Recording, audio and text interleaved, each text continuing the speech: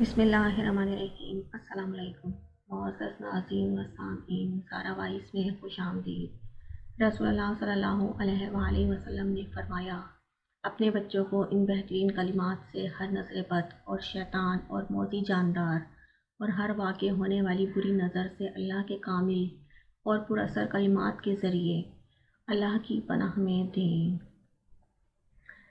سیدنا ابن عباس رضی اللہ عنہ سے روایت ہے کہ نبی کریم صلی اللہ علیہ وآلہ وسلم سیدنا حسن رضی اللہ عنہ اور حسین رضی اللہ عنہ کے لیے پناہ طلب کرتے تھے اور فرماتے کہ تمہارے بزرگ دادا ابراہیم بھی اسماعیل علیہ السلام اور اسحاق علیہ السلام کے لیے ان کلمات کے ذریعے پناہ طلب کیا کرتے تھے۔ اعوذ بکلمات اللہ التامات من کل شیطان وہامۃ ومن کل عین لامہ۔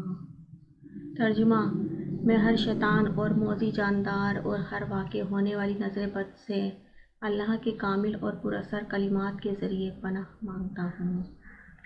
Thanks for watching, please like, share and subscribe.